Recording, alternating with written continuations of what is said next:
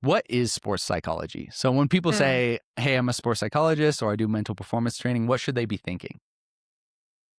There's a lot of different ways to define it, which is one of my favorite things because a lot of people don't know, and so it allows us to have a conversation on what it actually means.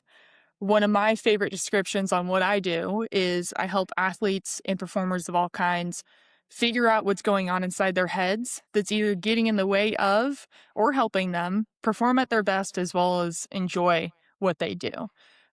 Sports psychology is the study of the psychology of sport. A lot of sports psychology drifts into performance psychology as well. And so, with my degree, we learned about how first responders perform, how nurses perform, how pilots perform, as well as athletes. And so it's pretty broad if you just think about humans needing to do something. How does their thought processes, how do their habits, their feelings push them forward or hold them back? I feel like when people hear sports psychology initially, like if they're first exposed to it, they think, oh, it's how can I become more mentally tough? How can I push myself harder? Mm. That kind of thing. But as somebody gets more exposed to it, they realize it's so much more nuanced than that. It's about the mental side of things, the way you think. Um, Hmm. would you say somebody, I want to compare like two types of athlete. If you had somebody who's, let's just say, their sport is pain, like an endurance runner, like how fast Right. can you run 100 miles versus somebody whose sport is a lot more skill based and precision based, like golf. Where would sports psychology come into both of those, and would one benefit more than the other?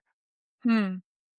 I don't think that one would benefit more than the other because the conversations would be different, but the lessons would probably be a lot more similar than you'd expect. Hmm. Um, let's take golf first. In a sport where intense focus for a couple seconds to a couple minutes at a time is really required, and then you spend a lot more time not actually doing your sport.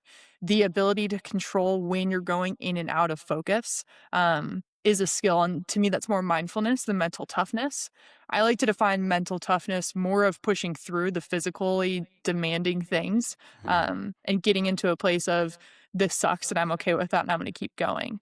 Where that mindfulness aspect is when I have a doubt or a fear or a negative thought come in, how can I accept it as something that I can't control and let it go and then come back to what really matters? So then if we take that idea of mindfulness and the ability to control our thoughts and we take an endurance runner, yes, they need to be able to push through things that are physically hard, but it's still mindfulness of when your body is saying, this hurts, this sucks. How are you able to push through that and let that thought go? Understanding that, yeah, you're running 100 miles. It's going to hurt. It's going to suck. But if you think about that the entire time, it's going to suck even more. And so controlling when and where your mind and your thoughts gravitate to. And then there's a million things that we can do to kind of rehearse that, practice that, create more habits, have structure of when your mind goes down this rabbit hole, how do you pull yourself back? That's a great segue because when people do think of forming habits, physical habits, in my opinion, are so much easier to form and to dissuade because you can Mhm. increase or reduce friction in them. It's very easy not to eat junk food if you remove all the junk food from your house Right. versus there's such little friction when you're developing mental habits, or it's so easy to fall back into what you've been doing before. How can you actually implement those and create those new habits? Yeah. Um, I think a lot of it starts with understanding of how habits are formed and knowing that it's neural connections. Hmm. And in order to build a new habit, you have to break down the old one because that's going to stay stronger until your new habit is strong enough to overcome. Hmm. And neural connections are created and then solidified and strengthened by repetition. And so there's I have a metaphor, but I need to wait on when I say it. So it's making sure that you stop doing the old habit. And then when you notice that you've stopped, replacing it with the new habit. A lot of times people want to just end a habit, but they're not giving themselves something new to start, if that kind of makes sense. Like if you tell yourself don't do something, you're just going to think about doing it.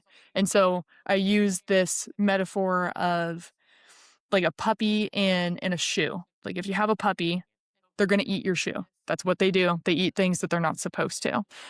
And if you take the shoe away and then you put it down right next to the puppy, they're just going to pick up the shoe again and keep chewing on it. And our brain works the same way. If you are trying to get rid of a habitual thought and you just try and take it away and you don't replace it with anything, your mind's just going to gravitate back to that thought that's not helpful. And so if you take the shoe away from a puppy and you give it a toy, they're going to chew on the toy rather than the shoe. Same with our brain. If we take away an unproductive thought and we replace it with something that's productive, then our mind has something to actually chew on, if that makes sense. And I know I kind of talked around that a lot and I can dive deeper, but does Yeah, that kind absolutely. of align with what you're looking for? No, it definitely does.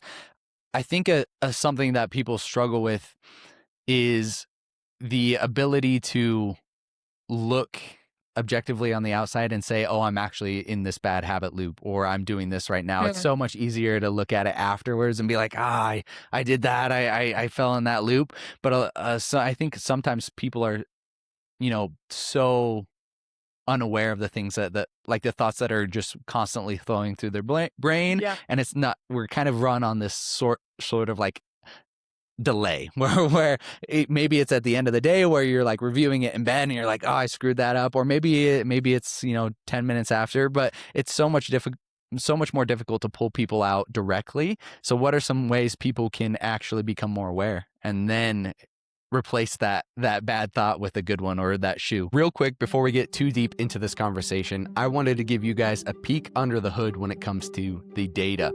So the data on this app shows me that less than 21% of my average monthly listeners are actually subscribed to the show. Now, subscribing to the show helps way more than you'd think. It helps the show get pushed out to more people. It helps the show grow. It helps me get more guests. It helps improve the quality. So if you guys like listening to me, and more importantly, like listening to the guests that I'm bringing on, do me a quick favor, hit the subscribe button right here on this app, and we will continue to grow the show bigger and better with each and every episode. Thank you so much. So the 3 R's that I like to use with my athletes: recognize, readjust, and refocus. And we're talking about the ability to be aware of where to make changes before you make a change. Because if we just make changes, we don't know what we're doing, right? Like we don't know where our changes are going to make effects.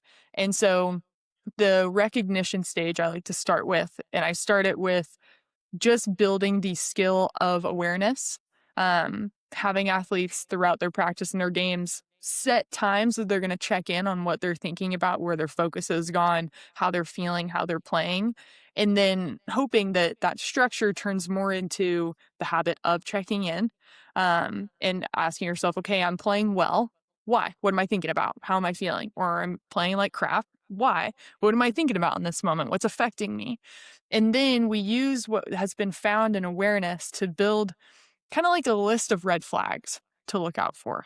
So that rather than relying purely on structured awareness, those red flags can come up and it kind of sends you into the, oh, I need to make a change.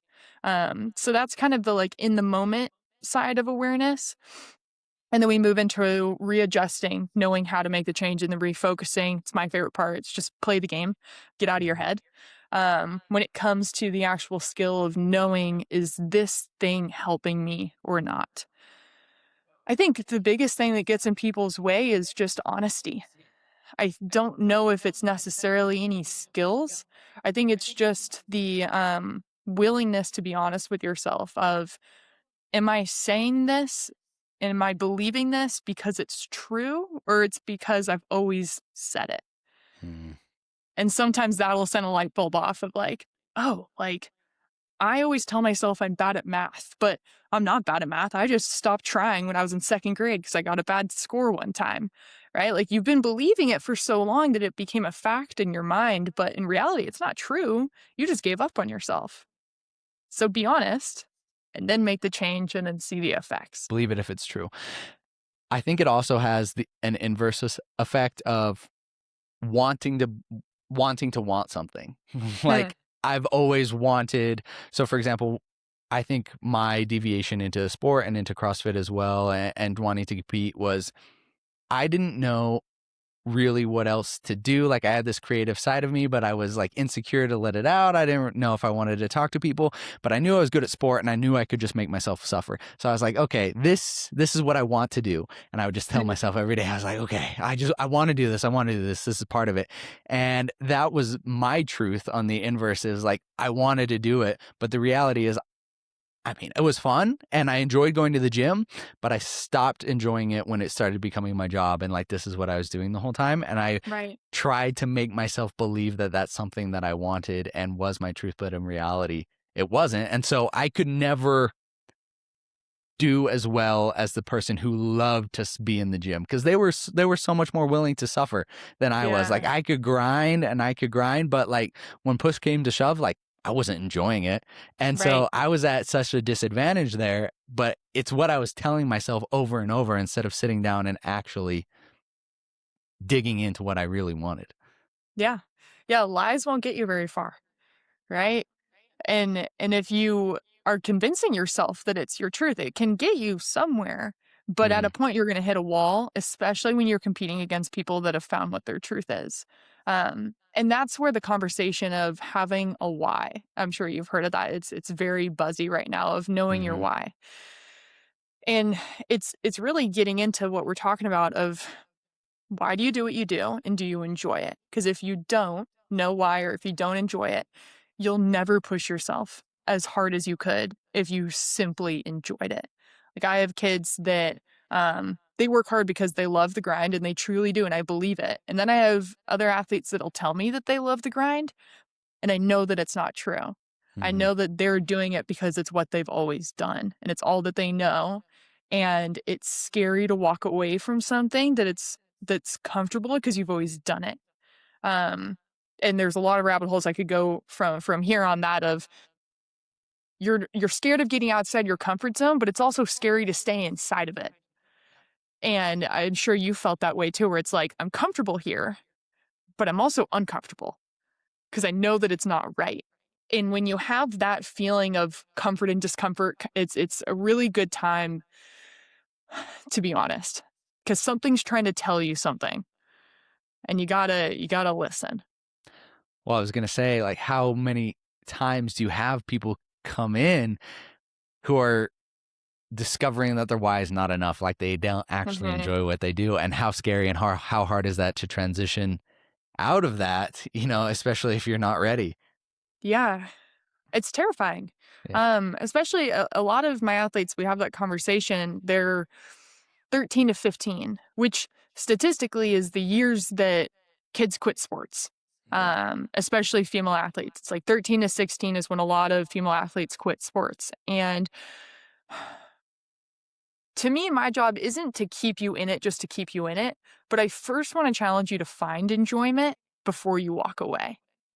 Because I think that there's a lot of stories of, if we're talking sports specifically, I think there's a lot of stories of people that walk away from something um, that if they had just changed their mindset about it, they would have found new love within that activity, that sport, whatever it is, and they would have gone farther. Um, I've got countless stories running through my head of teammates of mine as well as athletes that when I just got them to just enjoy the game again, they're like, "Oh, like I'm good." I'm like, Mhm. "Okay, then we're good." Um, I would always encourage that before saying, "Let's try you quitting." First and see what Yeah. happens, you know? And then if we get into like the adult athlete world of CrossFit or being in the gym, that sort of thing, I think it just goes back to knowing your why, where you don't need to quit the gym, but maybe competing isn't right for Mhm. you. There's aspects of it that might need to be adjusted based on where you are in life, which sounds like s- is along the lines of what you were experiencing as well. You didn't need to quit the gym. You just needed to take a step back from the kill yourself every time you show up at the gym. Yeah, I definitely needed to take a step back from competing, and it resulted in me coming back to competing. But ideally, I'm now competing in sports that I'm not very good at. Mm. I'm historically really good at power sports. I've always been strong and fast, and now I do long distance Ironmans or 50-mile ultras or 100-mile ultras because I know that I'm not very good at that. I don't have the physique for it. I don't have the body type for it. And that's super relieving for me. It allows me to enjoy the sport for the sake of the sport and how Mm, good I can do and not try to win. And that also let me go back to CrossFit. Now I go to CrossFit gym, I hang out with my friends, I just hop in for a class, and I'm just a yeah, washed up old athlete who's just having a good time. And I love it. It's the best thing ever. yeah, So that's kind yeah. of where I've moved. Mm. Does that take a lot of the pressure off of it for you, not having to be great because you should be? Oh, absolutely. Yeah. Yeah. That again, kind of to retouch on it, I've always had the all or nothing mentality. Like I'll either win or I'll lose. And taking that out by force. So like, I'm not going to be able to win an Ironman. I just don't have the body type. Has been really good. And because it's allowed me to implement it by choice as well. So now I can Hmm, do things that I am good at, but I can also say, hey, there's not the time for that. Like, I'm just here for fun. Like, I just want to enjoy this. I don't need to try to be the very best. Like, I can enjoy this for the sake of just having fun. And I think yeah, that's been the biggest change for me. yeah, and you can be your best, and that adds much more fulfillment often than trying to be the best. No, yeah, absolutely. So, what are some things that people could do to, if they're listening to this and they're like, I'm feeling like I'm not having fun in my sport anymore. Hmm. How can they start to have more fun again? Um, there's a few things. So one of my favorite activities to start with is called values and actions. Take a piece Mm. of paper, line down the middle, left side titled values, right side actions. And you just write down all the things that are important to you, that you value in life, both in and out of sport. Um, and then the right side, you fill out with all of your typical daily to weekly actions. Like, how do you spend your time? And then connect them. What values are connected to what actions? And oftentimes, when we feel that kind of lack of enjoyment, we're hitting burnout. And when we're hitting burnout, it's because we've lost purpose or meaning or connection to what we're doing. And so, this values and actions activity helps you see where the gaps are. Um, and the cool thing is it really lays out where you need to make changes or where changes have been made that you weren't aware of. Like you might write down a value and then think, oh, I don't think that this is really important to me anymore. Like I think that I'm in a point in my life where spending social hour isn't the top of my list. Like I'm valuing myself more than spending time with my friends. And so then your actions are going out every night. And it's like, oh, like I'm not feeling fulfilled by how I'm spending my time. So that's where I like to start. And it's cool to see like, are your values not being fulfilled or are your actions not aligned? Is that because your values are changed? And it just can lead to a lot of conversations. Um, from there, I like to discuss basic needs. We can feel depleted, we can feel depressed, anxious when we're not taking care of ourselves as a human. And it's hard to perform when our person hasn't been taken care of. So, are you eating enough? Are you sleeping enough? Are you drinking enough water? Are you getting enough time spent with other people? We're social animals. We have to spend time with people. Um, and take care of all of that. And again, it's taking care of yourself as a person. And when you make those changes, you might find that you have room to enjoy your sport again. Um, but when your sport starts to feel like a chore because the rest of your life is unbalanced, I mean, it makes sense. You know, Yeah. we're people first. So that's where I would start is values and actions, basic needs, make those true changes. Again, goes back to the honesty. What do you actually need to do? And then see if you have room to enjoy the game again. Dr. Alex Korb, he talked about that same thing is like a lot of times people when they come to this fork in the road where they're like, what is going on? Like, why is this not clicking for me the way it did? Why am I not as happy? They often go straight to like, what's all this fancy stuff? What do I need to be doing? And they forget what he calls Hmm. like the dumb stuff is like, did you even eat? Like, have you been sleeping? Right. Are you drinking water? And how often that is actually the root cause and how much that affects us. Yeah. I think that kind of drifts into how like wellness has been romanticized as accessories when wellness is basic needs. Like, you really don't need to do much more, and if you're not taking care of yourself on the basic level, you should not be adding more, because it's adding more responsibility, it's adding more stress, it's adding more maybe financial toll, whatever it is. Just take care of yourself as a person, and then if adding things make sense because you got your blood work done, and you know that you need to be taking these supplements and all of the science, Mhm. sure, but don't do it just because you saw it on Instagram. Oh, for sure. I have always been somebody who's like been very meticulous with my sleep and what I'm eating and make sure I get enough water and stretching and sauna and everything. And I always did that at the detriment of my social fulfillment and like Mm, having that. It's like, no, I can't go hang out with you. I've got to stretch for this hour. I've got to get to bed at this time. And it was the biggest change and something I'm still focusing on. Like that was one of the main goals my wife and I wrote down for 2026 was like hosting people like I ideally love every that. single week because it has been something that I've neglected so much throughout my life, throughout my sporting career and just my life as a whole. And it's the thing that has moved the needle the most. Like just getting Mm, those connections and is so valuable to your mental as well as your physical. It's crazy. yeah. Yeah, it can recharge you in a way that being alone can't. And even for introverts that need time to be alone, there's a balance. Mm, And I also think of, people that have again romanticized the idea of do it alone, wake up at 4 a.m., like grind, and it's just you against the world. I think it's so isolating to live like that. And I think there's probably a very specific population that that works for. Um, but again, I'm sure, have family they come home to, but they're yeah. just not putting that on their Instagram reel or their TikTok about when they need to eat dinner with their partner every single night because that's how they decompress finally. Mhm. Yeah, we can't ignore the fact that we're social creatures. I'm sure there's definitely value in being able to grind and do it by yourself and be alone at that time, especially if you're in your in this time in your life where you're changing your habits, you're becoming a different person and you no longer align with like your old friend group, but you haven't changed Okay. enough where you have your new friend group. And so you're Hmm. kind of in that middle limbo area where you're going to have to be alone because all your friends want to go out drinking, but you want to get to Right. bed on time so you can wake up and work on your business or your side hustle, but you haven't been introduced to those people where they think that way either. So you got to be in that middle ground, but I wouldn't be there by choice. Right. Like if you had the people around you, there's no honor, there's no glory, there's no special reward for doing it on your own. It's just harder and it just takes Yeah. longer. Yeah.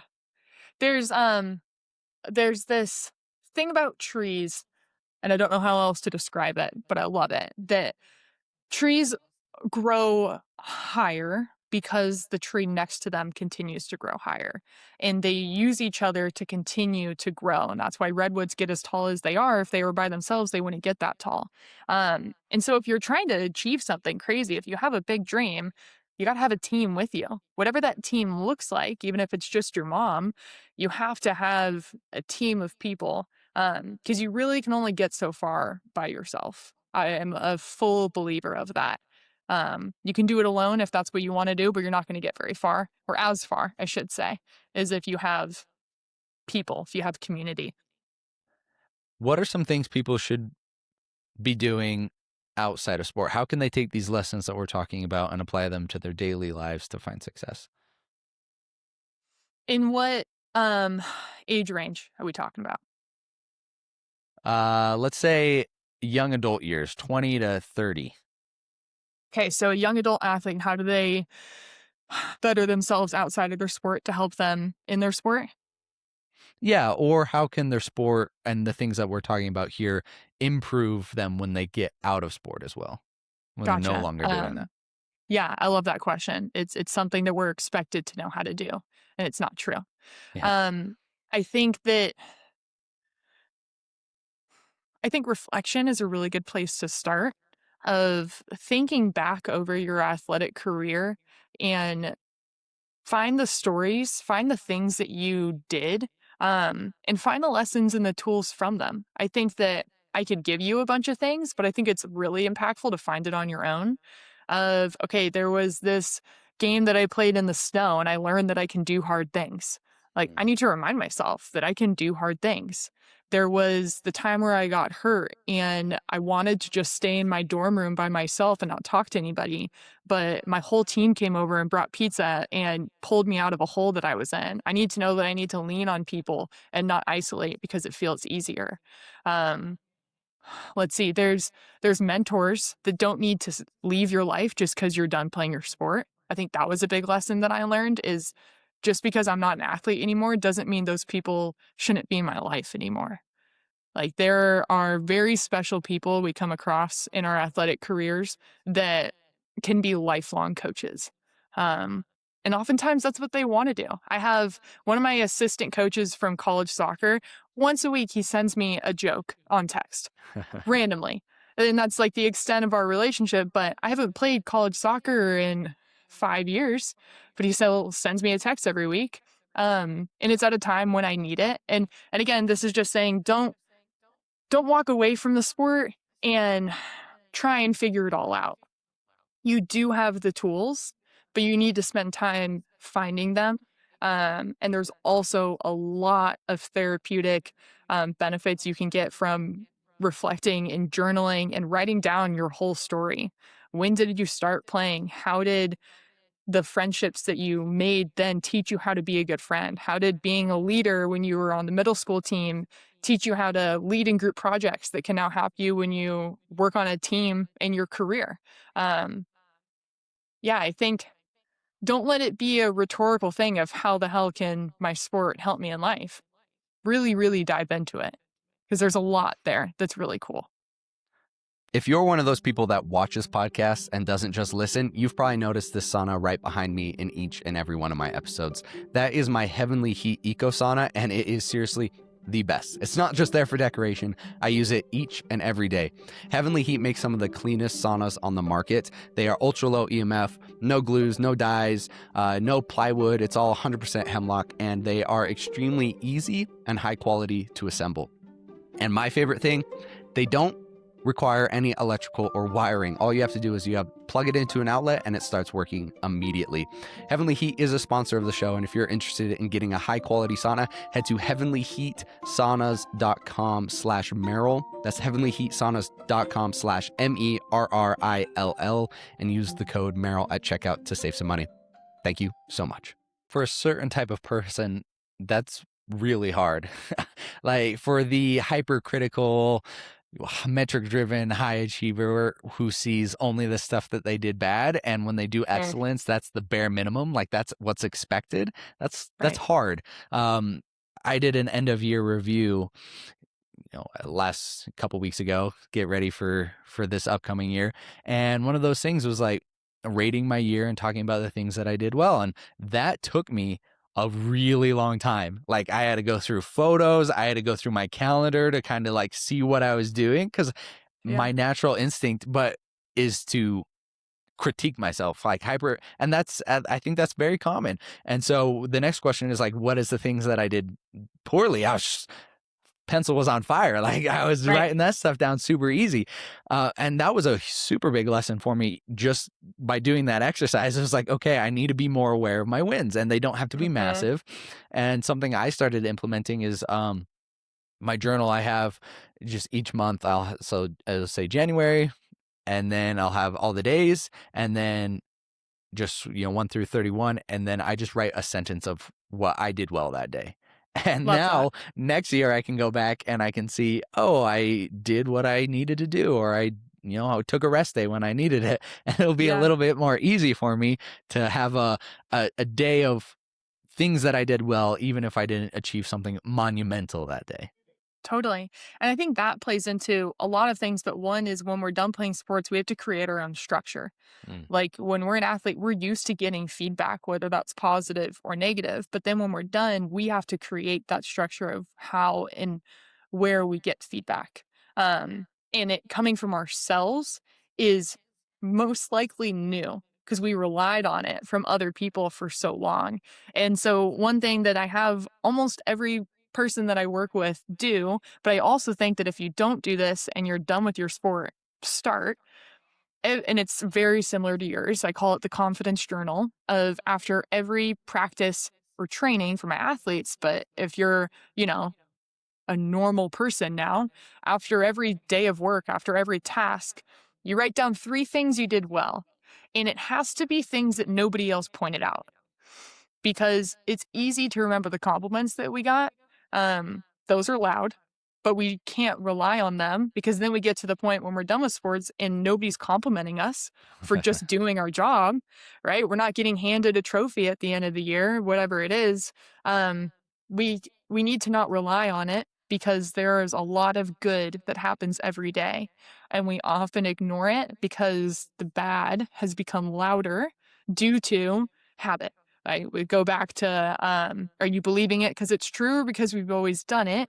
You didn't have a bad year every single year. You're just only focusing on the negative.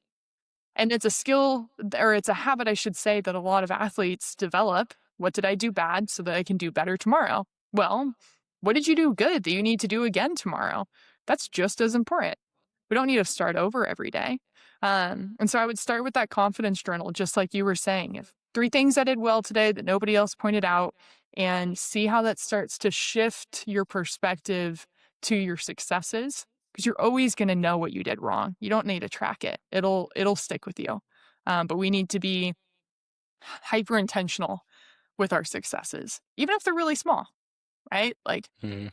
I got out of bed and I drank the full glass of water that I'd set out. Like it doesn't matter. It's just the practice of pointing out the positives. Absolutely. If you're an athlete, if you're somebody who wants to compete in sport, you're exactly right. You don't need to be told about your mistakes, because you're you want to improve. You're passionate about what you do. You look for ways to excel, and so often that is in the form of what can I do better, not what did I do good and can I do again. So that's huge. Right. It's literally right here of my last athlete and what we did. And I had her write out, she got a piece of feedback from her coach, and we had to define everything that embodies that feedback. How do you actually do what they're asking you to do? And then specifically every tiny action step that gets you there. And we had a ton of information, and it was super overwhelming. And it's like a full whiteboard full of things. And so then I had her do, okay, what do you already do? Like, let's cross off everything that you're already doing. Let's point it out. And then what do you need to keep doing? And what do you need to start doing? Um, because you can get a piece of feedback and feel like, oh, I'm doing this wrong. But that's not true. You need to know what you're doing already. And then it's the 3 R's again. Recognize where you actually need to make a change, then readjust, then just play the damn game. What is something hard about working with people and being a sports psychologist that people wouldn't expect? Hmm. One for me specifically is not cussing with my younger athletes. Having to watch my language, definitely. Something that was hard to learn to do, but I think I've gotten to a good place with, is separating yourself from the athlete. It's really easy to feel like you're having a conversation with the person, when that's not true. You're there for them, and there are amounts of yourself to share, and there is a lot more to keep to yourself. And I think that, I've been around a lot of people that do similar work to me, and they're very quick to say, "Oh, I did this when I was playing," and they want to relate it back to themselves. And a lot of coaches do that too. They try to teach you through their own experiences. Mm. A lot of parents do that.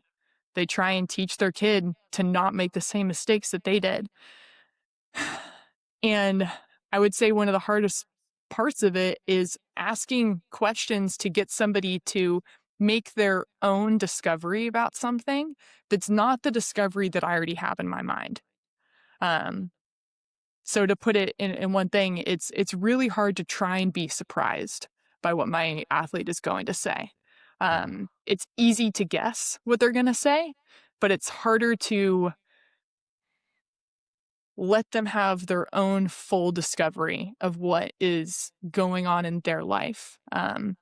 We as people, we have egos, obviously, and it's hard to separate your ego of, oh, me too, or, well, just do this. Um, so yeah, that's a long-winded way to say it, but being surprised is hard. I mean, you work with a bunch of this different athletes who are competing in the same and different sports, and you've seen a lot of things, and so when somebody comes in and you're like, I know, I've done this, Yeah. I've seen it, this is what we got to do, look how much it helped, versus that person discovering it and finding it out and deciding to do it on their own is so much more powerful. And so I'd Yeah. imagine it'd be so hard to kind of rein yourself in and be like, no, we got to let them get there and Yes. make it for themselves. Yes, absolutely. It's gotta be their process, it's gotta be their idea, and it's fun to be surprised when I have a nine-year-old sitting here and say something extremely profound. I'm like, "Whoa, okay, take a step back, Hope, like, you don't know everything, right?" Like, this kid's 9, and one of my favorite stories of that is I was having kids go through their different senses that they might experience while they're at bat. And I was like, "All right, like, what might you taste when you're up at bat?" And I'm thinking, like, the bubble gum you just spit out, the sunflower seeds, the dirt, whatever. And this kid raises his hand. He's like, "When I'm at bat, I taste greatness." And I was like, "Oh my god." And I'm like I'm like, "This is some nine-year-old kid, like, he has no idea what he just said." And all the parents in the room are like, like, "What is this?" And I go, "Oh my gosh, what does greatness taste like?" And he's like, I don't know, but it's kinda like Skittles. And I was like, "This is the best thing ever." I'm like, Yeah. "We all need to remember that it's simple, right? Like, let's simplify things and taste greatness. Like, Yeah. who cares?" Um, yeah, that's my most favorite thing that a kid under 12 has said to me What is an taste absolute greatness. legend. What an Seriously. absolute legend. It was great. Is there a time when we've learned enough, when we've how do we know when we're actually no longer coming and getting, let me try to phrase this. There's a time when people think, let me just keep learning. I just need one more thing to help me, versus they have all Mhm. the tools in their tool belt and they just don't want to implement it. Like they don't want to do the work. Like they've learned enough, Yeah. but they rely on the crutch, and that actually becomes their new weakness of like, oh, let me just learn a little bit more. Is that something Mhm. you ever encounter where they're just like, oh, Mm. this didn't work. Let me just get another thing. And then they have all the things, but they just don't use them. Yeah. Yeah, I think about, like a golfer that keeps switching golf coaches because they can't find their swing. Mm, Right? Like, I think that you need to pause your learning and you need to focus on learning how to be patient. That's what I would say. I don't think you need to stop learning. I think you're learning the wrong things. I think you need to learn how to stick with something, learn how to actually listen to your body, learn how to um find what works and what doesn't work, and know the difference between something not working versus taking a while, because often mm, good things take a while. And so I think that if you find yourself jumping from one thing to the next, a really good sign to slow down is that desire to change too quickly. And it's hard, it really is a hard skill to know if something is working or not, especially when it takes a long time. Um, but I would just say learn to be patient. I don't know if yeah. there's an exact answer to that necessarily. It's a good question, but I would say the first one is slow down. Well, is it, I think it's Tony Robbins. It's a quote. People overestimate what they can do in a year and underestimate what they can Mm, do in a decade. Is mm, And that's something I definitely suffer from, is I'll set these grandiose goals that are outside of my control in some sense. Something that's so nice about sport, especially, let's just take the actual gym. Like if I go in and if I, you know, do a progressive overload, if I'm eating good food, if I'm sleeping, like I will gain muscle. Like you yeah. have to.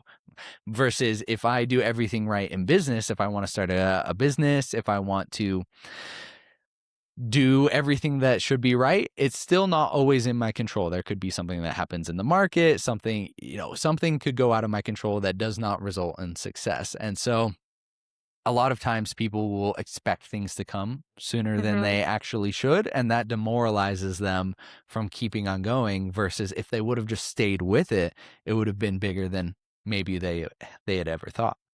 Yeah. Yeah, you gotta track the growth, not the result. What I like to say, effort doesn't equal result, it equals growth. And in the gym, when you're doing that, your effort is leading to growth and eventually will hopefully create a result. In work, the result is very different and the growth is very different. Let's take like a sales rep. Like if somebody is new to sales, their growth is not getting sales. Their growth is learning how to sell. And you have to be willing to learn how to grow and to get better at something before you expect results to come just because you think that you deserve them. Um, I had one of my mentors in grad school used to always say, do the work, right? Like it's simple, focus on the work and results may or may not come, but that's not the point. You're here to grow. And that's the hard thing that people get into when they start their jobs, especially athletes, is they want to be great at it. They want to make a ton of money. Well, yeah, so does everybody. Just like everybody wanted to win the championship. But the one that sticks in long enough to learn and become worthy of the championship and the raise and the promotion, it'll happen. But not if you're focused on the result the entire time. And when you focus on the growth more, you focus on the process, which allows you to feel and see the steps that you're taking in that direction, um, rather than feeling like you're here and you're trying to get here and it feels really far away. You're ignoring the fact that you just took 10 steps this month because you still feel really far away. And that, you're right, like it brings you down, but it shouldn't. And it all just goes back to what you're allowing yourself to be motivated by and what you're focusing on day by day. I've never thought about it that way. And it sounds extremely simple when you said it, but it is actually a fantastic way to think about it. You know, the new salesman isn't working on getting more sales. They're working on becoming a better salesman. The new entrepreneur isn't working on, $100 million in revenue. They're working on how to work Excel and how to formulate everything and how to hire and how to do payroll. But that's the same type of growth because you need those first before you can scale. And outside looking in is, I want to start the podcast. I want to be a great athlete. I want to do this. I want, X hundreds of millions of listeners, but you have to do the work first to be, a great speaker, a great Right. host, ask the right questions, and whatever that applies to X category that you're in. That's a fantastic way to think of it. Yeah. I I have so my office is in a gym called DBC and our Mm. owner David Alexander, he likes to say like if you're going to charge a lot of money, you better be worth the price. Like you can't just raise your price cuz you need money. You better be doing the work to be worth $500 an hour. Like if that's what you're going to charge and you're not worth it, Mm-hmm. like there's a special place in hell. Yeah. Like you're Yeah. scamming people. And so just because you need the money doesn't mean that you deserve it. And I think that's a really hard pill for people to swallow as well. It's like, I need money. I deserve money. I'm a good person. Have you done the work? Are you actually worth that hourly Mm-hmm. rate? Are you actually worth that salary? Are you worth that job? Have you stopped learning and growing because you graduated college? Like, that's when learning starts. Get out of the classroom and actually learn how to do the stuff that you've been reading about for 4 years. Um, do the work. It is that simple. Have you read Stephen Pressfield's Turning Pro? I have not, but I have been advised to. It's really good. I actually like his first book better, The War of Art. Both are great, but Turning Pro is fantastic. I mean, it's exactly what you're saying. It's like if this is what you want to do, there's a difference between doing it and being a professional at it. Just like there's a difference between an Mhm. amateur athlete and a professional athlete. And if you come into it with the attitude is like, okay, I'm going to do good. I want to do good work. That's not the same as being a professional. Like you have to come in, you have to think about every single aspect of it and how you can perform and elevate. That's turning pro. And when you apply that Mm. to the certain things, like I want to charge this money or I want these results, I always think about, well, am I professional? Like, have I turned pro yet? And if the answer is no, then I don't deserve to have those results yet. I still need to turn pro.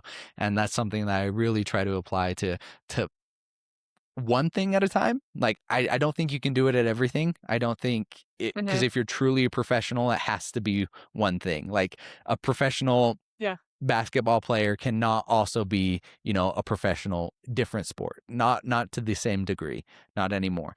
And so Absolutely. the challenge Absolutely. is finding the thing, the passion, the thing that wants that you lights your soul on fire, and then turning pro. That's how you get to Mm, be the best at it. I like that.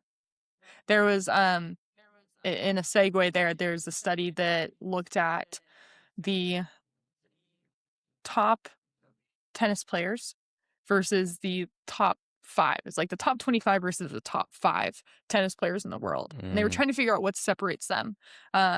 Which is a lot because we often people that are walking down the street, they know who the top 5 tennis players are in the world. Their names are talked about often. The top 25?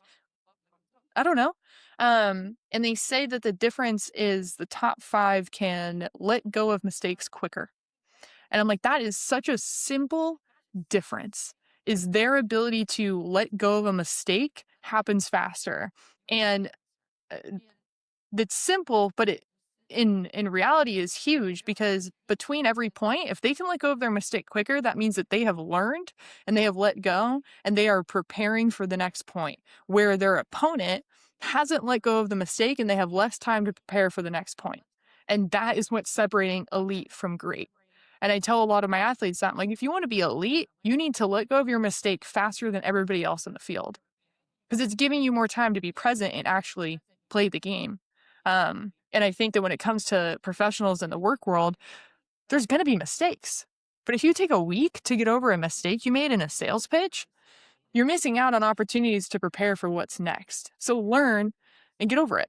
Move on as quickly as possible. And it's not forgetting, it's not pushing things under the rug. It is learning and letting go. It's very different. Hmm.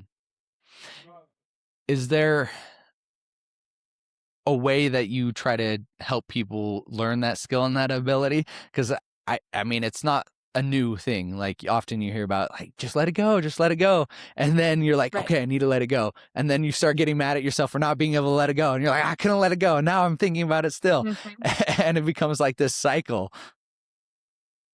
Yes. So telling yourself don't think about it doesn't work because our brain doesn't hear the word no. It just hears do think about it. Yeah. And so Yeah. that's the first one is stop telling yourself not to. It goes back to the puppy in the shoe. Don't tell your Mm. brain don't, tell your brain do, which is then finding something new to focus on. So don't think about the mistake that I made. Do think about the opportunities of growth.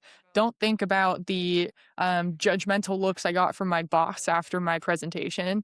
Do think about what did I do well and what do I need to get better at for the next presentation that I have. And that's the thing that needs to happen in your mind. Outside of that, meditate.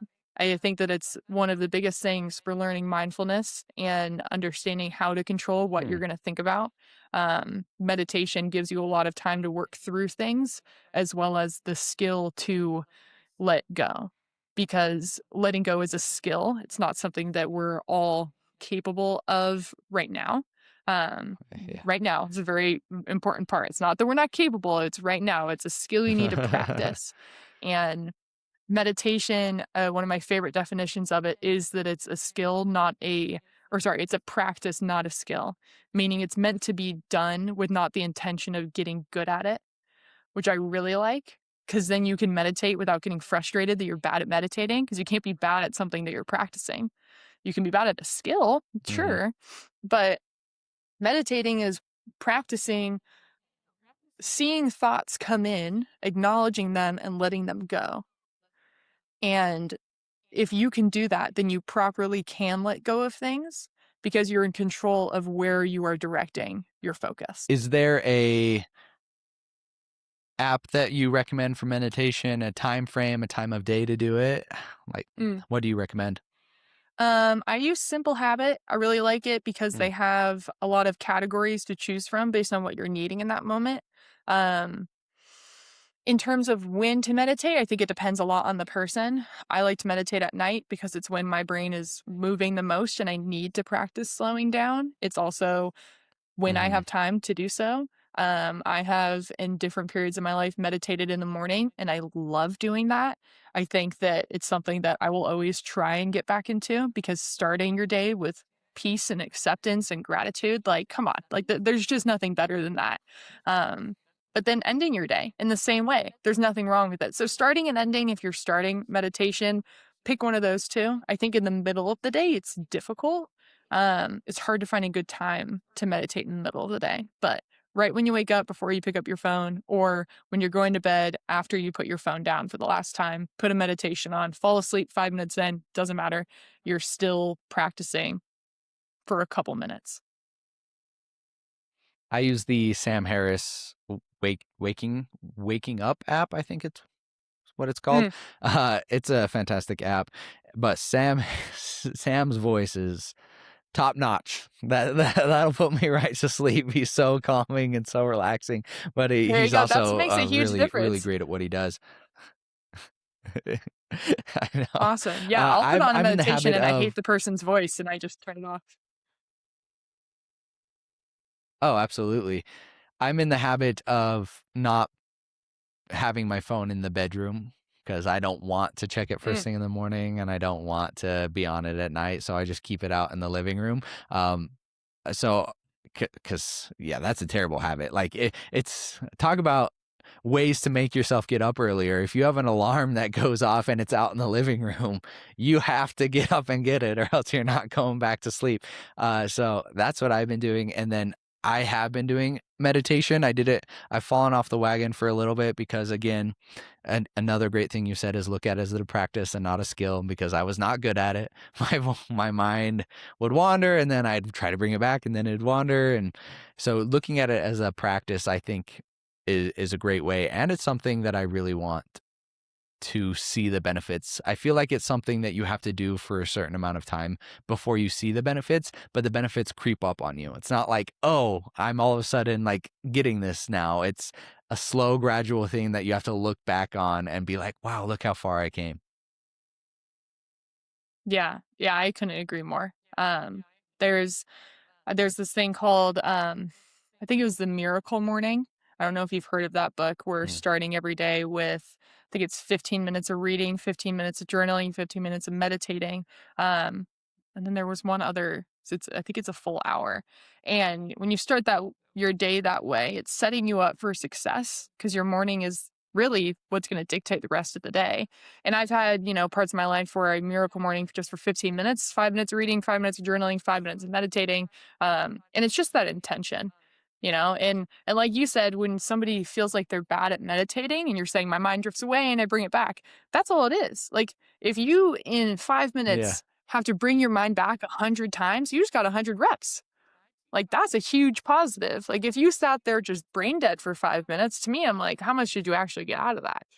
There's a lot Mhm. of practice of actually bringing your mind back.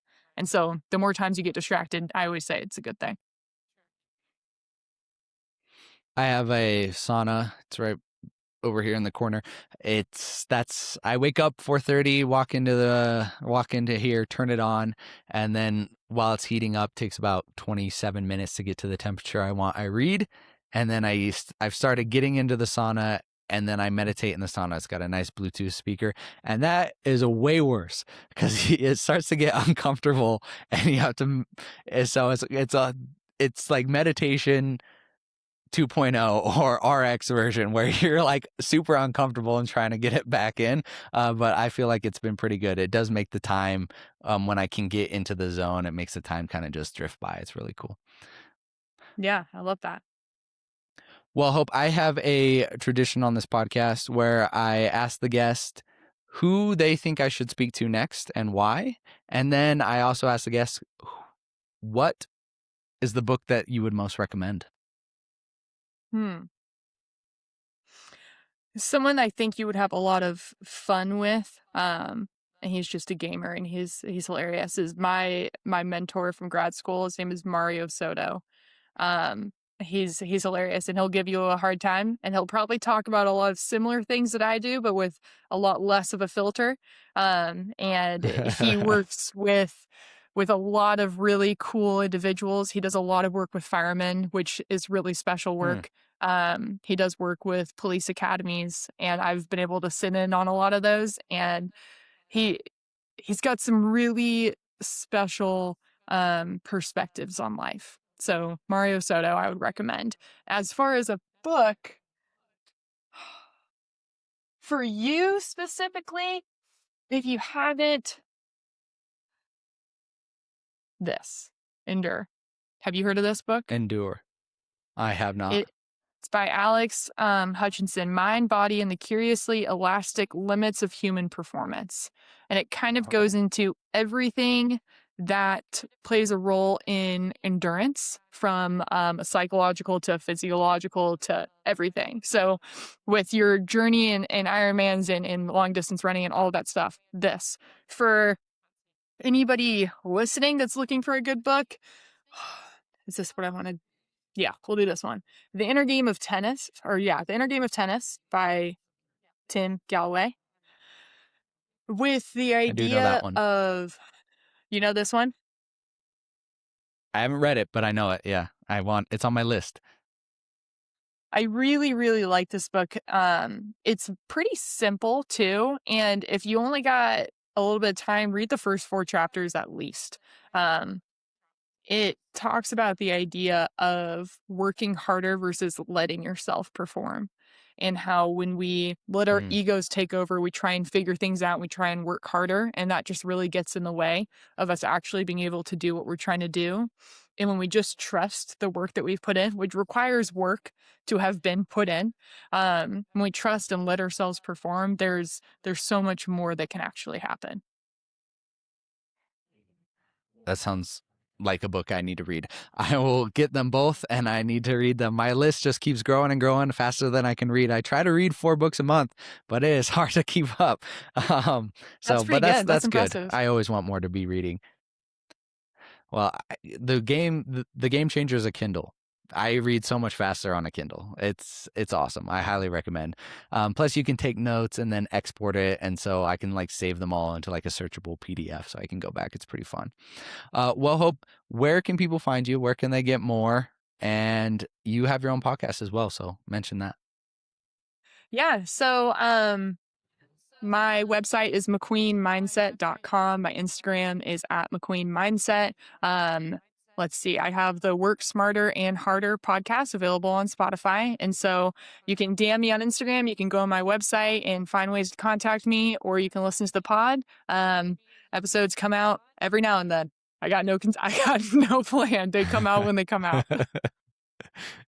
Oh, well, they're good. That's sometimes a good way to do it. When the inspiration strikes, that's when you can put something out good. I really like following you on Instagram. You put out a ton of good stuff. It's been awesome to get to talk to you as well. And I've listened to your podcast episodes, and they're fantastic. So I highly recommend. I'll link everything down in the notes here. But thank you so much for your time. Yeah, thank you, Chase. It was awesome.